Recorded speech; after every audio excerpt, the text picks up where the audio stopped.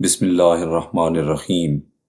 حضرت علی المرتضیٰ رضی اللہ تعالیٰ عنہ سے روایت ہے کہ جب حضرت ہارون علیہ السلام کی وفات کا وقت قریب آ گیا تو اللہ رب العزت نے حضرت موسیٰ علیہ السلام کی طرف وحی فرمائی کہ تم ہارون علیہ السلام اور ان کے بیٹے کو ساتھ لے کر فلاں پہاڑ کی غار میں چلے جاؤ، کیونکہ میں حضرت ہارون علیہ السلام کی روح قبض کرنے والا ہوں۔ پس حضرت موسیٰ علیہ السلام حضرت ہارون علیہ السلام اور ان کے بیٹے کو لے کر چل پڑے۔ جب وہ غار کے پاس پہنچے تو دیکھا وہاں ایک چارپائی پڑی ہے۔ حضرت موسیٰ علیہ السلام اس پر لیٹ گئے اور پھر اس سے اٹھ کھڑے ہوئے اور فرمایا، اے ہارون، یہ جگہ کتنی حسین اور اچھی ہے۔ چنانچہ حضرت ہارون علیہ السلام اس پر لیٹ گئے تو ان کی روح قبض کر لی گئی، اور حضرت موسیٰ علیہ السلام اور حضرت ہارون علیہ السلام کے صاحبزادے دونوں غمزدہ حالت میں بنی اسرائیل کی طرف لوٹ آئے۔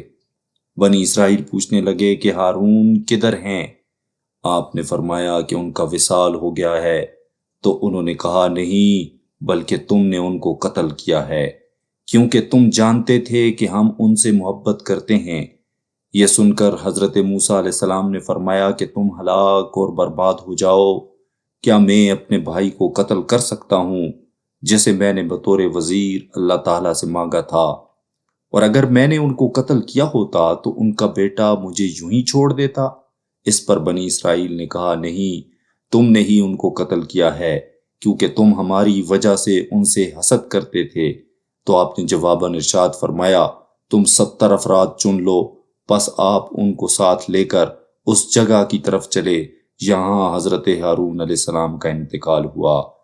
راستے میں 2 آدمی بیمار ہو گئے تو حضرت موسیٰ علیہ السلام نے ان 2 کے ارد گرد خط کھینچ کر حصار بنا دیا، اور حضرت موسیٰ علیہ السلام اور حضرت ہارون علیہ السلام کے صاحبزادے اور بنی اسرائیل چلتے رہے یہاں تک کہ وہ حضرت ہارون علیہ السلام کے پاس پہنچ گئے۔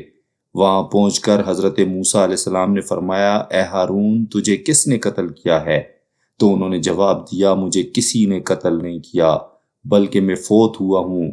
وہ کہنے لگے، اے موسیٰ، ہمارے لیے رب سے دعا کریں کہ وہ ہمیں انبیاء بنا دے۔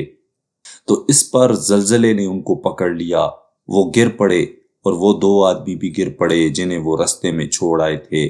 حضرت موسیٰ علیہ السلام پریشان ہوئے کہ اب اپنی قوم کو کیا جواب دیں گے۔ اس پر حضرت نے دعا مانگی، لو شئت اہلکتہم من قبل وإیایا اتہلکنا بما فعل السفہاء منا، کہ اگر تو چاہتا تو ہلاک کر دیتا انہیں اس سے پہلے اور مجھے بھی، کیا تو ہلاک کرتا ہے ہمیں بوجہ اس غلطی کے جو کی چند احمقوں نے ہم میں سے؟